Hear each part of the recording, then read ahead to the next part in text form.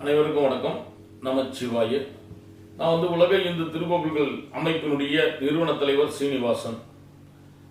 திருப்பூர் மாவட்டம் அவிநாசியில் உள்ள தெய்வ மகள் ரிதன்யா உடைய சம்பந்தமாக, அதாவது ஒரு மாத காலமாக அந்த ரிதன்யா உடைய உயிரிழப்பிற்கு அடிப்படையில் இன்னைக்கு தமிழகம் முழுவதும் பல ஊடகங்களில் நம்ம பார்த்துட்டு வரோம்.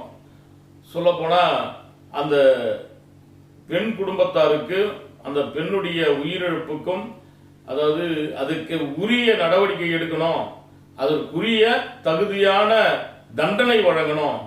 அதாவது அவங்கள முழுக்க முழுக்க அந்த குடும்பத்தாரை, அந்த கணவன், அவங்க மாமனார் மாமியார் அவங்க வெளியே வராம, ஜாமீன் கிடைக்காம அவங்க உள்ளவே இருக்கணும், ஜெயிலில் இருக்கணும்ன்றதுக்காக நான் பல்வேறு வகையில் நாங்கள் இந்த கருத்துக்களை தெரிவித்து வந்த வண்ணமாக இருந்து கொண்டு வருகிறேன். இன்னைக்கு பார்த்தீங்கன்னா அவங்களுடைய தகப்பனார் இன்னைக்கு சென்னை, அதாவது தலைமை செயலரை பார்க்க இன்னைக்கு சென்றதாக நாங்கள் தகவல் அறிந்தோம். அதற்கு நாங்கள் வரவேற்பு கொடுக்குறோம்.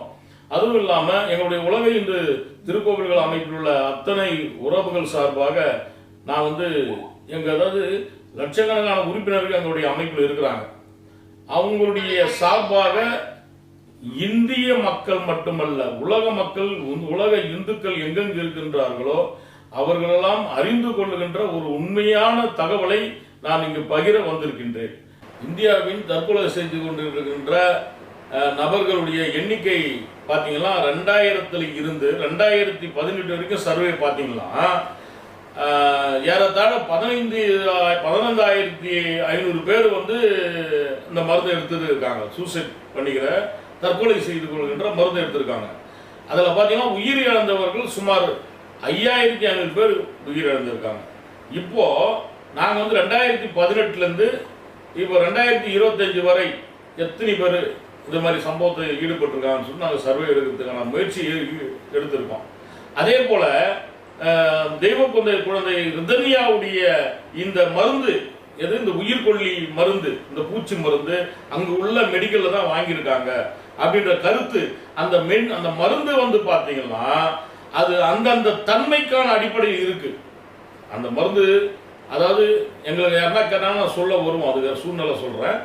அந்த மருந்துடைய தன்மை அது ஒவ்வொரு நிமிஷமும் பார்த்தீங்கன்னா அந்த ஒவ்வொரு உறுப்பும் பாதிக்கும். அந்த மருந்து எடுத்த உடனே பார்த்தீங்கன்னா ஒவ்வொரு உறுப்பா பாதிக்கும் உடம்புல. அந்த ஒவ்வொரு உறுப்பும் அந்த பாதிக்கும் போது அந்த உடல் முழுவதும் அவ்வளோ வலி, பெயின் அவ்வளோ இருக்கும்.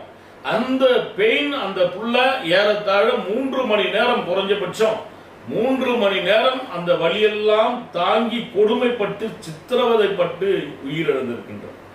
நீங்க பாருங்க என் அன்பு உறவுகளே, இதுல பாத்தீங்கன்னா நான் ரிதன்யாவுக்கு ஆதரவா பேசணும்னு நான் சொல்ல வரல. இந்த கொடுமை, இந்த நிலைமை, இந்த கொடுமை உண்மையிலே சொல்றேன், உலகத்தில் உள்ள யாருக்கும் இந்த நடக்கக்கூடாது. இப்படிப்பட்ட எதிரிக்கு கூட இது மாதிரி கொடுமை வரக்கூடாது. அதாவது அந்த புள்ள அவ்வளோ மன கஷ்டத்தோடு கண்ணீரோடு அப்பாவுக்கு பதிவு கொடுத்துருக்கு.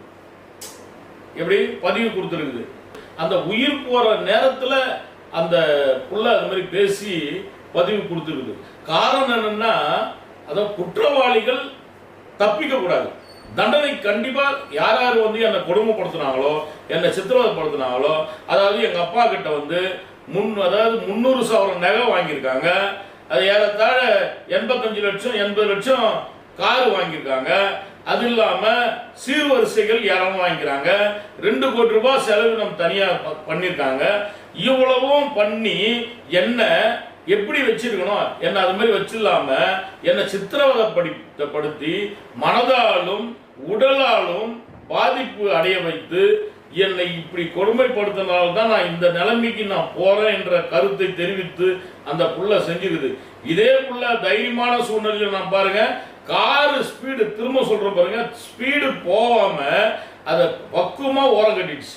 அதுதான் பெரிய ஹைலைட். இல்லைன்னா எங்கேயாவது போய் மோதி ஏதாவது ஒரு உயிர் சேதம் ஆயிருந்தா அது ஒரு பிரச்சனை, அது உயிர் சாதம், அது ஆயிருக்கும். இது எப்படி நாங்கள் அதை கண்டறிகிறோம்? இந்த மருந்து மூலியமாக. இந்த மருந்து என்ன மருந்து, இந்த மருந்தால எவ்வளவு எஃபெக்ட், இந்த எஃபெக்ட் வந்து இந்த உடல்ல எவ்வளவு நேரம் இருக்கும், அந்த எவ்வளவு நேரத்துல எந்தெந்த உறுப்புகள் அது செயல் இழக்கும், அப்ப அந்த உடல்ல வலி எப்படி ஏற்படும், இதெல்லாம் வந்து நாங்க வந்து திருப்பூர் மாவட்டம் எங்களுடைய அமைப்பு சார்பா திருப்பூர் மாவட்டத்திலும் சென்னை மாவட்டத்திலும் உள்ள எங்களுடைய உளவுத்துறை அதாவது பர்சனல் பொறுப்பாளர்கள் மூலியமா நாங்க தெரிஞ்சுக்கிறோம். தெரிஞ்சுதான் நாங்க பேச வரோம். எதையும் நாங்க தெரியாம பேசல.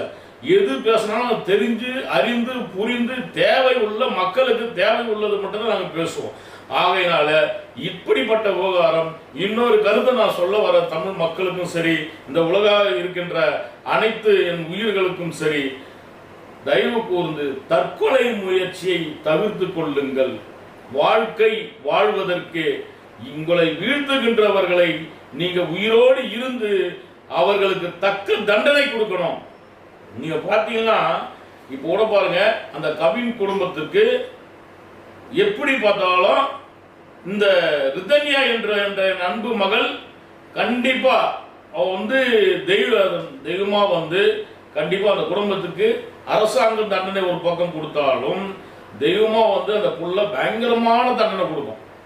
உடலுக்கு அழிவு, ஆன்மாவுக்கு அழிவு இல்லை, ஆன்மா சுத்திக்கிட்டே இருக்கும். கண்டிப்பாக இப்படிப்பட்ட கொடுமைகளுக்கு செய்தவர்களுக்கு கடுமையாக தண்டனை கொடுக்க வேண்டிய லெவல் கண்டிப்பா ரிதன்யா அந்த ஆன்மா செய்யும். அதே போல தமிழக அரசுக்கு ஒரு அன்பான வேண்டுகோள், மீண்டும் தயவு கூர்ந்து இந்த ரிதன்யாவுடைய குடும்பத்தாருக்கு நீங்க ஆறுதலா நீங்க நடவடிக்கை எடுத்து சட்ட ரீதியா அதற்குரிய நடவடிக்கை எடுத்து இன்னைக்கு அந்த கவினும் அவங்க அம்மா அவங்க அப்பா வெளியே வராத அளவுக்கு இன்னைக்கு ஜாமீன் மறுத்து இருக்கீங்க, அதே போல தள்ளி வச்சிருக்கீங்க. இதே கருத்து அதே போல இன்னொரு கருத்து ஒன்று சொல்ல நான் கடமைப்பட்டுள்ள. எனக்கு தெரிஞ்ச வரை சட்ட அந்த வழக்கில் பாத்தீங்கன்னா எஃப்ஐஆர்ல அதாவது முக்கியமான கருத்துலாம் அந்த அதில் வைக்கல, இது மாதிரி சில கருத்துலாம் வைக்கல. ஒரு சாதாரண வழக்கை போல ஒரு முயற்சி, அதாவது கொலை முயற்சிக்கு பண்ண அந்த வழக்கு மட்டும் தான் பதிவு பண்ணியிருக்காங்க அப்படின்ற கருத்து எங்க காதுக்கு வந்து. ஆனால் தயவு கூர்ந்து அந்த குடும்பத்தார் முழுக்க முழுக்க இந்த பெண்ணின் உயிர் போவதற்கு அவங்க தான் காரணம். இதுல எந்தெந்த செக்ஷன் இருந்தோ அந்தந்த செக்ஷனை வைத்து அதை பூர்த்தி செய்து தமிழக அரசு அவர்கள் மீது நடவடிக்கை எடுத்து அவர்கள் வந்து வெளியில ஜெயிலிருந்து வெளியே வராம பெயில் கொடுக்காம அவர்களுக்கு தகுந்த தண்டனை குண்டர் சட்டத்தில் போட வேண்டும் என்று நான் தமிழக அரசுக்கு கோரிக்கை வைத்து தமிழக முதல்வருக்கும் கோரிக்கை வைத்து நான் அன்போடு வேண்டிக் கொள்கின்றேன். உங்கள் சீனிவாசன்.